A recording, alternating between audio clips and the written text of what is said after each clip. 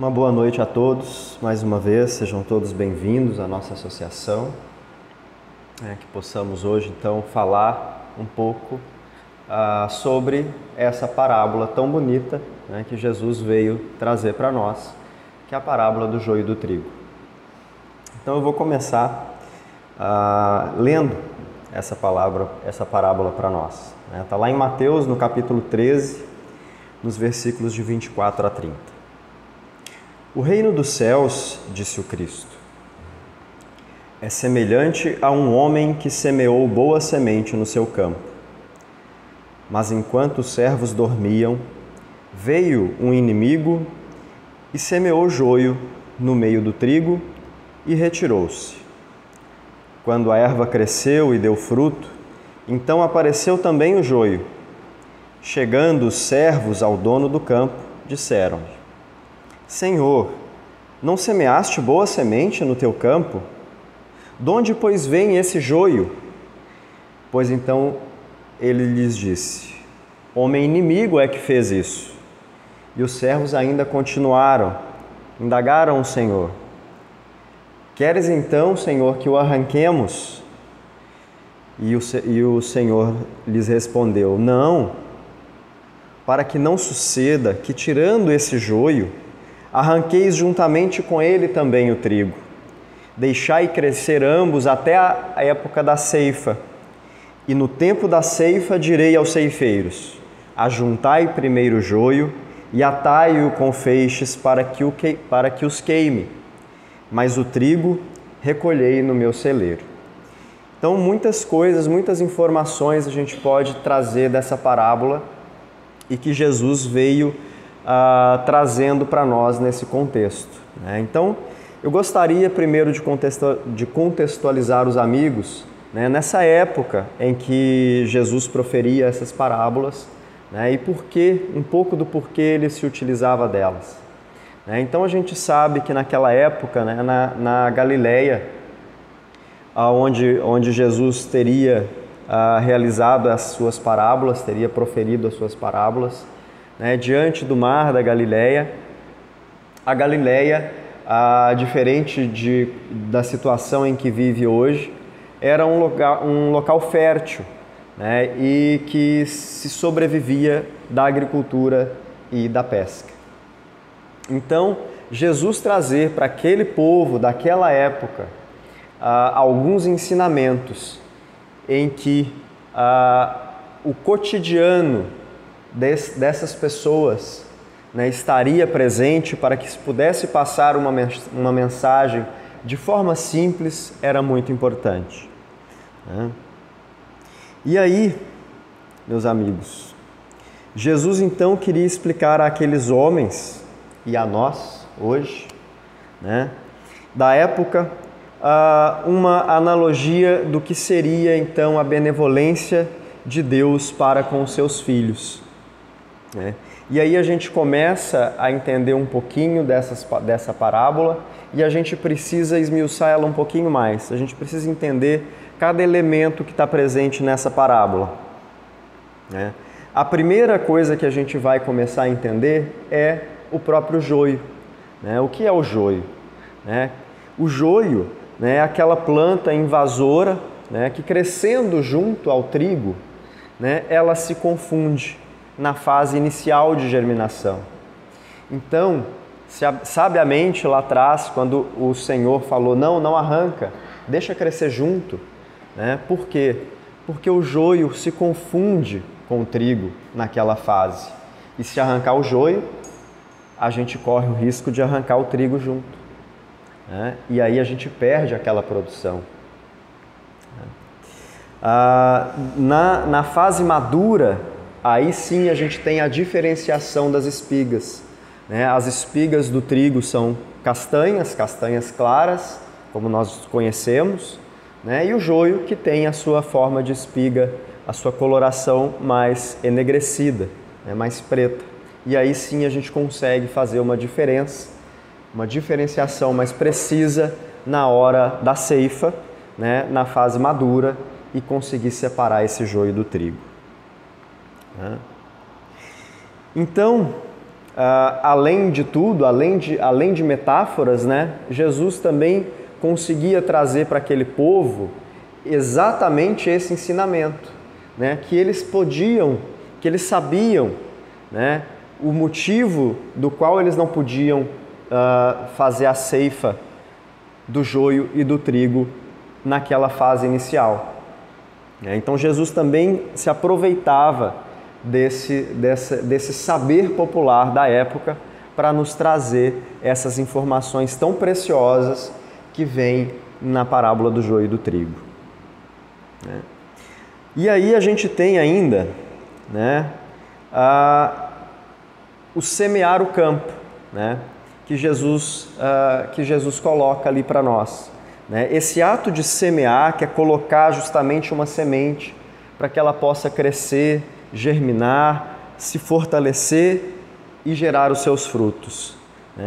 Esse semeador, quem está semeando essa semente e está semeando em nós, nós somos esse campo vasto, é Jesus. Então Jesus está semeando em nós essa semente. Foi o que ele fez naquela época. Ele veio semear uma semente boa, E essa semente boa nada mais era do que o seu evangelho de amor.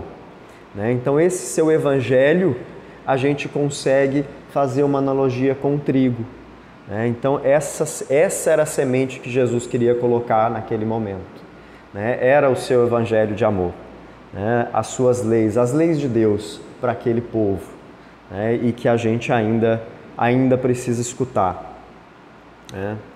Esse evangelho, que é essa verdade que Jesus traz para nós, traz para os homens, para que nós possamos alcançar então a nossa felicidade, a nossa felicidade futura. A gente sabe que nós estamos num planeta de provas e expiações.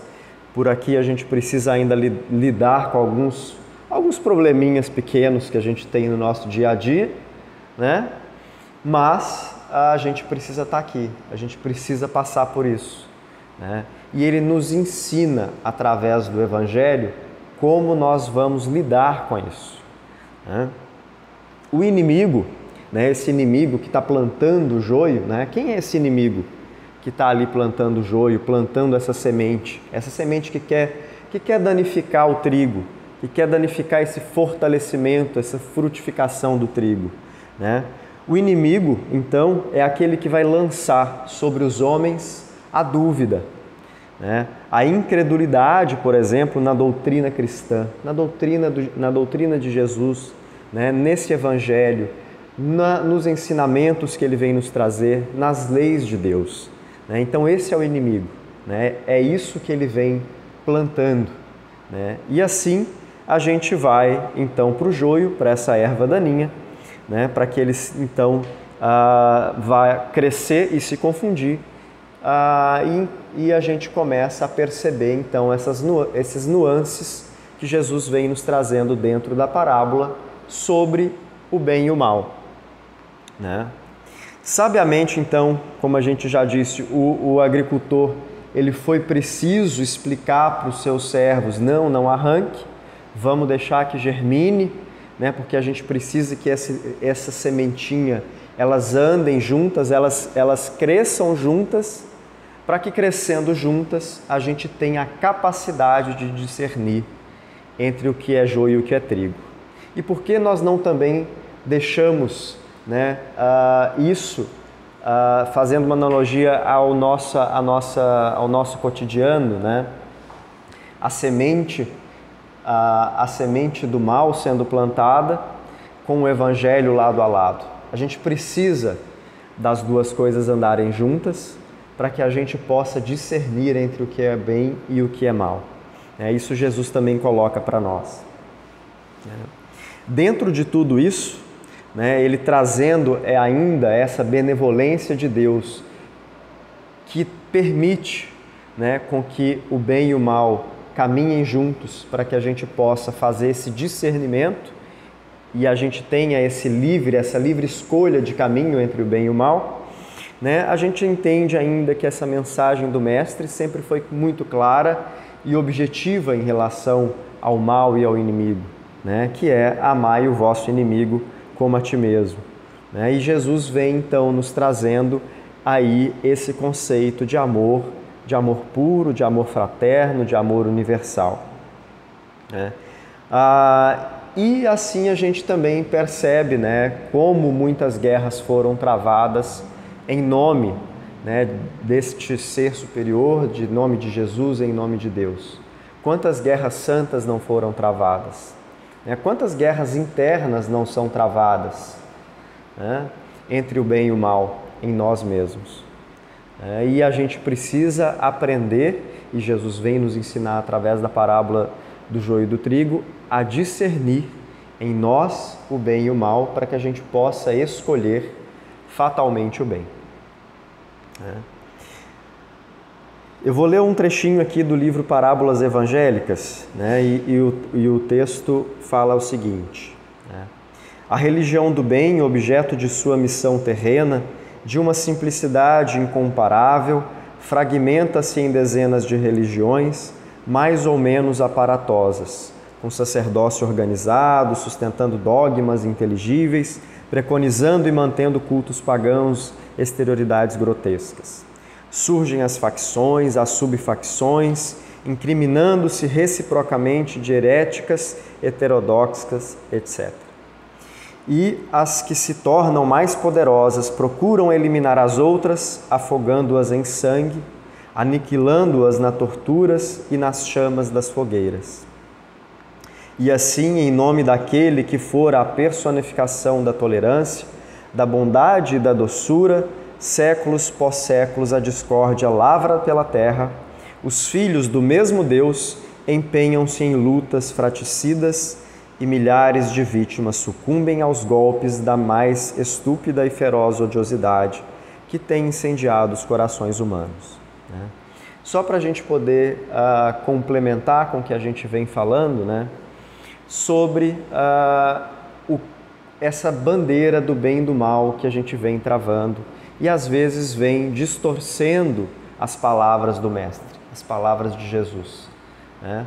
E simplesmente ele, de uma forma muito simples, nos trouxe isso em formas de parábolas, né, para que todos pudéssemos entender, né, de uma maneira bem fácil o que seria essa briga, essas brigas internas, esses desaforos entre bem e mal, essas plantas, essa plantação, né? Esse ato de plantar a semente do mal, a semente da dúvida no outro, né? Para que a gente possa aprender a nos diagnosticar, se assim a gente puder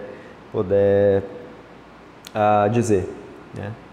No livro Vinha de Luz, né, Chico Xavier complementa o seguinte: o mundo está cheio de enganos dos homens abomináveis que invadiram os domínios da política, da ciência, da religião e ergueram criações chocantes para os espíritos menos avisados.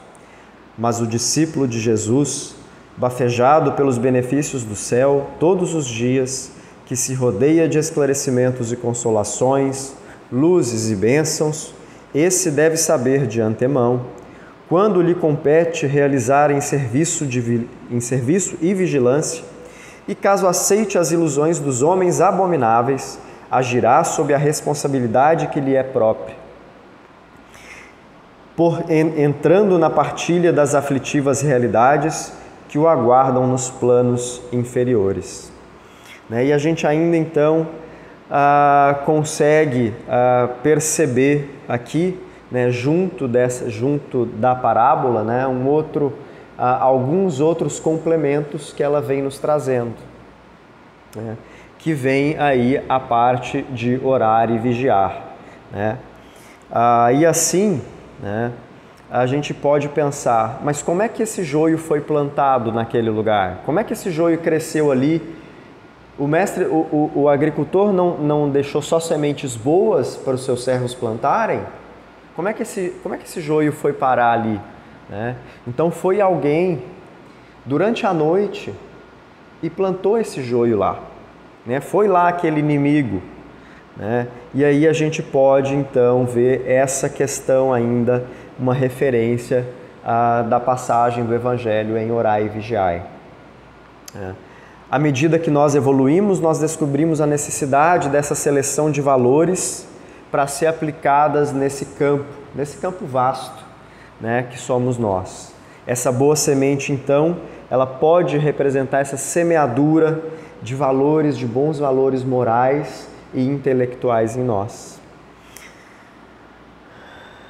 E ainda nos esforços, né, de semear a boa semente, a gente deve estabelecer então essas condições propícias para o surgimento e para a manutenção da nossa harmonia, da segurança e da paz na nossa própria vida. E aí ainda, né, mas dormindo, né, lá da parábola, mas dormindo os homens veio o seu inimigo, né, e semeou joio no meio do trigo. Né, ainda nos conduz a mais algumas reflexões. Uma delas é justamente a necessidade do repouso após as tarefas laborais, que é da lei, né, é da lei da natureza, e outra que é associada à preguiça. O repouso está lá no Livro dos Espíritos, né? O repouso serve para a reparação das forças do corpo e também é necessário para dar um pouco mais de liberdade à inteligência, a fim de que se eleve acima da matéria. Entretanto, devemos aprender a discernir o descanso da ociosidade. No livro ainda Pensamento e Vida, Chico Xavier, no capítulo 27, diz assim: urge, pois, que saibamos fugir, desassombrados aos enganos da inércia, porque o espelho ocioso de nossa vida, em sombra, pode ser longamente viciado e detido pelas forças do mal, que, em nos vampirizando, estendem sobre os outros as teias infernais da miséria do crime. E ainda no Livro dos Médiuns, lá no capítulo 31, na segunda parte, Santo Agostinho nos coloca uma orientação bem importante. Formai, portanto, um feixe e seres fortes, e os maus espíritos não prevalecerão contra vós. Deus ama os simples de espírito, o que não quer dizer os tolos, mas os que se renunciam a si mesmos e que, sem orgulho, para ele se encaminham. Podeis tornar-vos um foco de luz para a humanidade. Sabei logo distinguir o joio do trigo. Semeai unicamente o bom grão e preservai-vos de espalhar o joio. Por isso que este impedirá que aquele germine e sereis responsáveis por todo o mal que daí resulte. Então ele vem ainda, Santo Agostinho vem nos mostrando, nos orientando, né, para que a gente não seja esse semeador de joio na vida de outro, né, porque essas ações, né, essas reações, elas caberão de volta a nós. Nós precisaremos lidar com elas num futuro que seja próximo ou ainda numa próxima encarnação. Mas essa reação será nossa de débito. E ele ainda diz assim: de igual modo sereis responsáveis pelas doutrinas más que porventura propagueis. Lembrai-vos de que um dia pode vir em que o mundo tenha posto sobre vós os olhos. Fazei conseguintemente que nada empane o brilho das boas coisas que saírem do vosso seio. Por isso é que vos recomendamos pedirdes a Deus que vos assista a todo momento, né, em nossas orações, para que peçamos a Deus essa assistência divina, né, e que sempre esses nossos benfeitores, nossos mentores possam sempre estar ao nosso lado, nos orientando, né, a fazer esse discernimento do bem e do mal, lembrando que a livre escolha, né, há uma livre escolha nossa em seguir um caminho. Santo Agostinho então nos aconselha aqui a orar e vigiar, né, saber semear esse bom grão para que a gente não se perca no meio desse caminho e não sucumba a espalhar o mal pela terra, né, porque nós somos responsáveis por tudo aquilo que nós fazemos. Lembramos então, né, do conceito mesmo de orar, né, que é compreender essa ação de elevar os nossos pensamentos a Deus e fazer preces para que a gente se conecte com Ele. É como nós fazemos, por exemplo, no momento da fluidoterapia, né? A gente se entra num procedimento de prece, entra num estado de prece, para que a gente se conecte com Deus e receba ali dos espíritos benfeitores que estão naquele momento os fluidos que nós necessitamos, né? E aí ainda a gente volta e a gente começa a meditar um pouquinho sobre o bem e o mal, como a gente já estava fazendo ali, né? E segundo a doutrina espírita, então, o que vem a ser o bem e o mal? E a gente tem lá no Livro dos Espíritos, na questão 630, respondido assim, né? O Espírito da Verdade traz para nós: bem é tudo o que é conforme à lei de Deus, e o mal é tudo o que dela se afasta. Assim, fazer o bem é proceder de acordo com a lei de Deus, e fazer o mal é infringir essa lei. E quantos de nós, né, meus amigos, já não nos perguntamos em algum momento da nossa existência, ou ainda nos perguntamos até hoje, né? Mas por que existe o mal no mundo? Por que Deus permite isso? Por que Deus permite ter o mal, então? Né? E os Espíritos também nos respondem lá na questão 634 do Livro dos Espíritos. O Espírito da Verdade nos diz o seguinte: os Espíritos foram criados simples e ignorantes. Deus deixa ao homem a escolha do caminho. Isso é benevolência, né? Tanto pior para ele se toma o mau caminho, a sua peregrinação será mais longa. Se não existissem montanhas, o homem não compreenderia que se pode subir e descer. Se não existissem rochas, não compreenderia que há corpos duros. É preciso que o espírito adquira experiência. E para isso é necessário que conheça o bem e o mal. Eis então porque existe a união do espírito e do corpo. Então aqui a gente vê claramente esta benevolência de Deus, que é permitir que o bem e o mal se encontrem nesse nosso planeta, neste momento em que nós vivemos, né? Para que realmente a gente aprenda a discernir o bem e o mal e a gente possa livremente escolher o caminho. E aí eu deixo uma reflexão para os amigos. Se a gente já entende, né, qual é esse caminho do bem e do mal, por que a gente ainda escolhe o caminho mais torto, mais difícil, mais longo? Qual que é o problema de ajustar o nosso GPS para o caminho mais rápido? Porque o caminho mais rápido é seguir as leis de Deus, é seguir o Evangelho de Jesus. Por que a gente liga o GPS para ir no caminho mais rápido? Mas é aí que fique para a nossa reflexão, né? E eu ainda deixo aqui para os amigos o seguinte, né?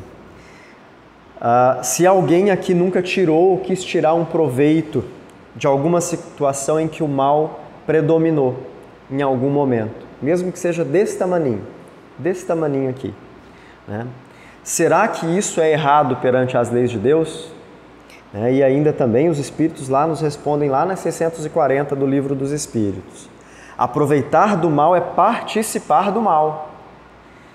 Então, se a gente semeia o mal, a gente está participando dele. Se a gente se aproveita dele, nós também estamos fazendo isso. A gente está participando dele. Talvez tivesse recuado diante da ação. Olha que importante isso que os Espíritos vêm trazer. Mas se tira partido do mal, por encontrá-lo realizado, é que o aprova e o teria praticado se pudesse ou se tivesse ousado. Então lá no nosso íntimo ainda o Espírito vem para nós trazendo isso, essa mensagem subliminar ali lá do nosso consciente, né? Dizendo que se a gente se aproveita do mal, né, de alguma forma, é porque dentro desse nosso conhecimento, dentro dessa nossa consciência, ainda, se a gente tivesse a oportunidade de praticar, nós é que teríamos praticado, né, e não só aproveitado. E aí é claro, né, meus amigos, vocês podem estar aí se perguntando, né? Mas Felipe, tudo que tu está falando é tudo muito bonito, né? Mas a gente também tem que pensar que existem situações e situações. Existem pessoas que nasceram e vivem em ambientes hostis, que nasceram em ambientes onde se parece, né, onde se parece não ter escolha, onde só se tem o mal para seguir. E aí, meus amigos, não sou eu que respondo, né? Eu vou deixar também para os Espíritos responderem para nós lá no Livro dos Espíritos, né? Se o ambiente no qual o Espírito renasceu ou vive influencia a prática do bem. E aí a gente tem na questão 644 assim: sim, mas ainda aí há uma prova que o Espírito escolheu quando em liberdade, ou seja, antes dele reencarnar. Ele quis se expor à tentação para ter o mérito da resistência. Na 641, eles trazem para nós: a virtude em resistir-se voluntariamente ao mal que se deseja praticar, sobretudo quando se tem a possibilidade de se satisfazer a esse desejo. Se, porém, faltou apenas ocasião para isso, o culpado é o homem. E ainda, perdão, na 358, ele traz para nós: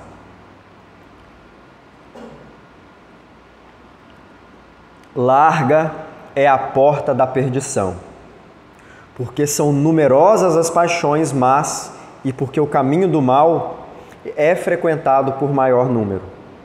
É estreita a porta da salvação, porque o homem que a queira transpor deve fazer grandes esforços sobre si mesmo para vencer as suas más tendências, e poucos são os que se resignam com isso. E assim, meus amigos, a gente está indo quase para o final, né? Não fazer o mal é suficiente para o espírito progredir? Os espíritos nos respondem ainda. Lá na 646 do Livro dos Espíritos: o mérito do bem está na dificuldade em praticá-lo. Não há mérito algum em fazer o bem sem esforço e quando não custa nada. Deus leva mais em conta o pobre que reparte o seu único pedaço de pão do que o rico que apenas dá o que lhe sobra. E Jesus já tem dito isso lá no óbolo da viúva. Resumindo então, meus amigos, ainda lá no Evangelho segundo o Espiritismo, e fica para os amigos aí, uma sugestão de leitura do capítulo 18, no item 9 especificamente se diz o seguinte: todos os que reconhecem a missão de Jesus dizem: Senhor, Senhor, mas de que serve lhe chamarem mestre ou senhor se não seguem os seus preceitos? Serão cristãos os que honram por meio de atos exteriores de devoção e ao mesmo tempo sacrificam ao orgulho, ao egoísmo, à cupidez e a todas as suas paixões? Serão seus discípulos os que passam, os dias em oração e não se mostram nem melhores, nem mais caridosos, nem mais indulgentes para com seus semelhantes? Não, porque assim como os fariseus, eles têm a prece nos lábios, mas não a têm no coração. Fica aí para a nossa reflexão também. Então, resumindo, meus amigos, essa tarefa de hoje, Jesus então vem nos ensinar através da parábola do joio e do trigo um pouco sobre essa convivência do bem e do mal, e o bom combate que se faz necessário para a nossa evolução moral e espiritual, para esse nosso progresso, que é o que nós estamos buscando aqui, no qual a vitória do bem, então, ela nos conduz a esse caminho fatal da humanidade, que é a felicidade. E que a gente não se esqueça sempre de ter Jesus como nosso modelo e guia. Eu retirei várias passagens para eu trazer para nós aqui a parábola do joio e do trigo, que fique de sugestão de leitura para os amigos, tanto do Livro dos Médiuns, quanto do Livro dos Espíritos e também ali do nosso capítulo 18 do nosso Evangelho. Agradeço muito a oportunidade de estar aqui com vocês hoje. Não é fácil esse caminho e não será fácil, né? Mas é praticando esse pouquinho todos os dias, é plantando essa sementinha de trigo todos os dias e abandonando o joio, é que a gente vai conseguir alcançar essa busca aí pelo nosso progresso, né? Mais uma vez, obrigado, fiquem em paz, né? E que os bons espíritos estejam sempre com vocês.